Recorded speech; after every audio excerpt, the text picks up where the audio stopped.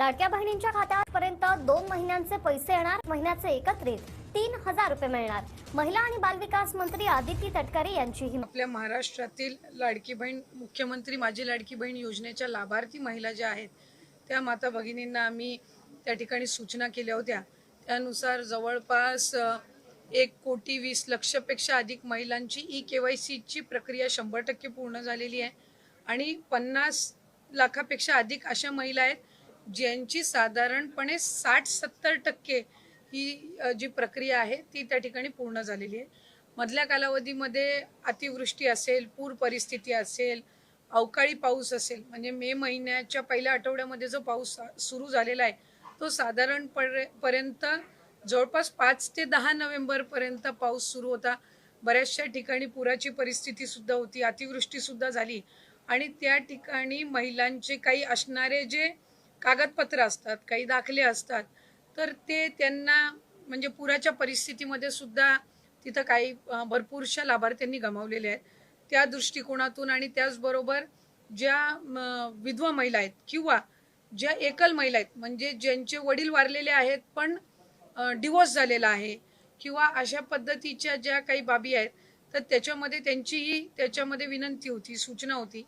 मधल्या कालावधीमध्ये आदरणीय मुख्यमंत्री देवेंद्र फडणवीस साहेब, दोन्ही उपमुख्यमंत्री शिंदे साहेब आणि आदरणीय दादांच्याकडे सुद्धा त्या संदर्भातली चर्चा करण्यात आली आणि 31 डिसेंबरपर्यंत आपण ई-KYC करण्याची मुदत ही वाढवत आहोत. म्हणजे जेणेकरून ज्या काही जिथं अतिवृष्टी झाली, पूर परिस्थिती झाली, तिथल्यांनाही महिलांना ई-KYCसाठी त्या ठिकाणी अधिकची मुदतीतून त्यांना ई-KYCची प्रक्रिया पूर्ण करता येईल.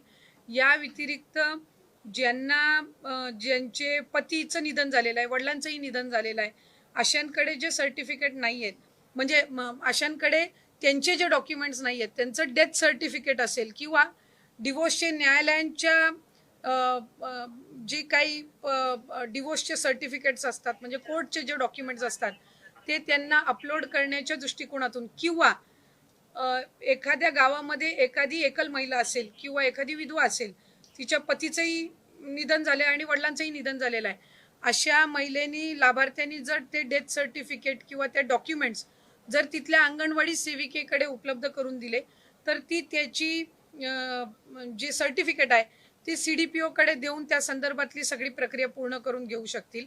आम्ही आजच त्या संदर्भातला शासन निर्णय सुद्धा निर्गमित करत आहोत. त्याच्यामध्ये ज्या ज्या गावातल्या किंवा शहरातल्या तिथल्या अंगणवाडी केंद्र आहेत, ज्या अंगणवाडी सेविका आहेत, त्यांच्याकडे त्यांनी तशा पद्धतीचे कागदपत्र सबमिट करायचे आहेत. इन द मीनवाईल त्या मध्यंतरी त्या कालावधीमध्ये आम्ही वेबसाईटवर पण तशा पद्धतीचं ऑप्शन हे देण्याच्या दृष्टिकोनातून आमचं काम हे सुरू आहे. रोज साधारणपणे 4 ते 5 लाख महिलांचं ई-KYCची प्रक्रिया ही त्या ठिकाणी होत आहे. मधल्या कालावधीमध्ये थोडं 1-2 लाखावरती संख्या आलेली होती, पण नंतर पुन्हा एकदा त्या वेबसाईट आणि संबंधित विषयांवर काम करून आता ती पूर्वपदावर आलेली आहे. तर या संदर्भामध्ये राज्याचे मुख्यमंत्री फडणवीस साहेब आणि दोन्ही उपमुख्यमंत्री शिंदे साहेब आणि दादा यांच्या सूचनेनुसार आपण ती 31 डिसेंबरपर्यंत मुदत वाढवत आहोत. सरकारी नोकरींमध्ये जे असणारे लाभ घेणारे होते जवळपास 7 ते 8 महिन्यांपासून किंवा त्याच्याही आधीपासून जसं जसं विभागाच्या यंत्रणेच्या लक्षात येत गेलं तसं तसं त्यांचा लाभ तिथल्या तिथे थांबवत गेलेला आहे.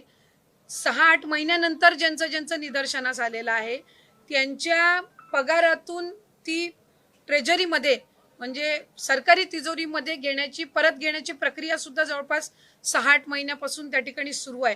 आणि ज्यांना नवीन सरकारी नोकरी लागते, जशी पोलीस भरती जशी होते किंवा सरकारी नोकरी जशी लागते, तसं ते डॉक्युमेंट त्या विभागाकडे देतात की आता मी या योजनेमध्ये पात्र नाही आहे. तर त्या पद्धतीने आपण ते अपडेट करत असो. जसं जानेवारी महिन्यामध्ये आम्हाला डेटा मिळाला नमो शेतकरी योजनेचा, साधारणपणे तो 5 ते 6 लाखाचा डेटा होता आणि मग त्या पद्धतीनं त्यांचा लाभ आपण 1000 रुपये त्यांना नमो शेतकरीचा आणि 500 रुपये लाडकी बहीणचा असा आपण सुरू केला.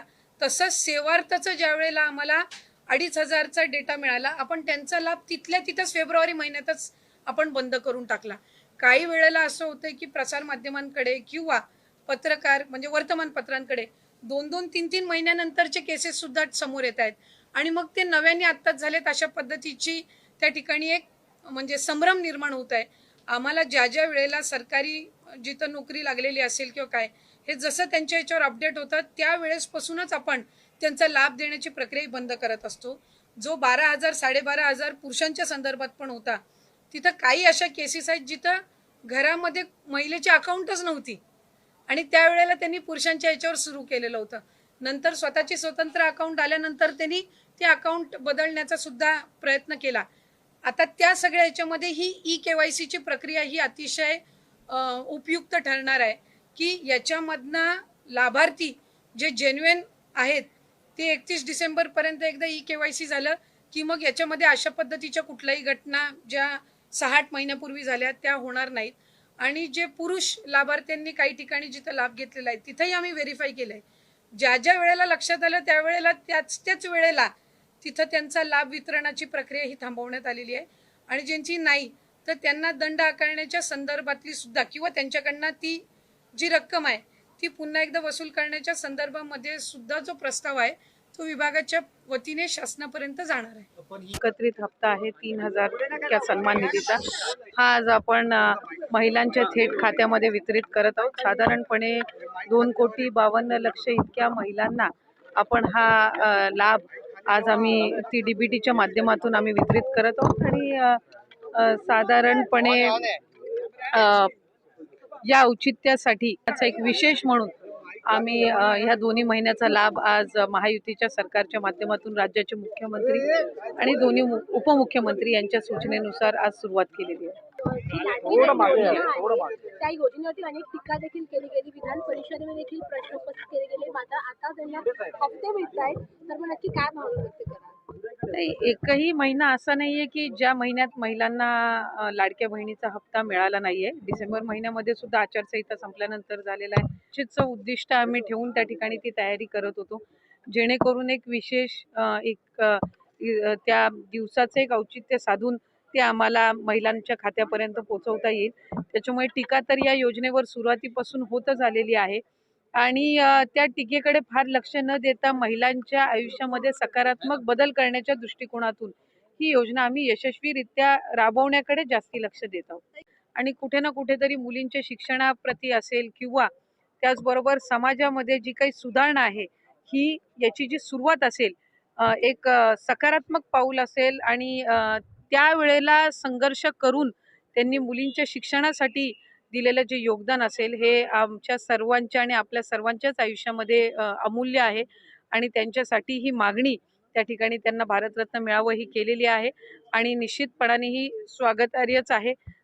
मला खात्री आहे की केंद्र सरकार, देशाचे लोकप्रिय पंतप्रधान नरेंद्र मोदी साहेब याची योग्य ती या मागणीची दखल घेऊन एक आम्हाला सकारात्मक त्यांच्याकडून त्याचे एक उत्तर ऐकायला. लाडक्या बहिणींसाठी अत्यंत महत्त्वपूर्ण जे अपडेट आहे ते व्हिडिओच्या माध्यमातून प्रत्येक लाडक्या बहिणींपर्यंत पोहोचलेली असेल.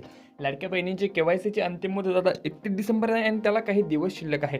1 महिन्याचा कालावधी आता तुमच्याकडे देण्यात आलेला आहे. त्यापूर्वीच लाडक्या बहिणींची जी निवडणूक आहे ते आपण बघू शकतो की पार्श्वभूमीवरती जी निवडणूक होती त्यामध्ये लाडकी बहिणी योजने आणण्यात आली आणि त्यानंतरच आता ही जी निवडणूक आहे त्याच पार्श्वभूमीवर आता लाडक्या बहिणीचा जो हप्ता आहे तो देखील वाढवण्याचा निर्णय होणार आहे. डिसेंबर महिना लागला आणि डिसेंबर महिन्यामध्ये पुरवणी मागणी ही मागवली जाते.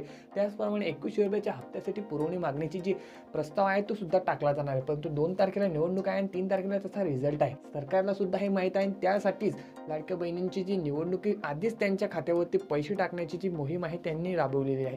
प्रत्येक लाडक्या बहिणींच्या खात्यावरती आता ही रक्कम जमा व्हायला सुरुवात झालेली आहे. नोव्हेंबर आणि डिसेंबर महिन्याचा एकत्रित महिन्याचा जो लाभ आहे 3,000 रुपयाची रक्कम त्यांच्या खात्यामध्ये आता जमा होत आहे. परंतु नवीन वर्षाचा नवीन गिफ्ट लाडक्या बहिणींना मिळणार. पुढच्या वर्षापासूनच 2100 रुपयाचा हप्ता आहे तो त्यांना दिला जाणार आहे. यासाठी जी पुरवणी मागणी होती ती डिसेंबर महिन्यामध्ये आता याच महिन्यामध्ये मागवण्यात आलेली आहे. तिचा प्रस्तावाला मंजुरी देखील मिळणार आहे. प्रस्ताव टाकलेला आहे. लवकरात लवकर याला मंजुरी भेटेल आणि पुढच्या वर्षी नवीन वर्षाचं गिफ्ट म्हणून तुमच्या खात्यावरती 2100 रुपयाचा हप्ता सुद्धा वाटप होणार आहे.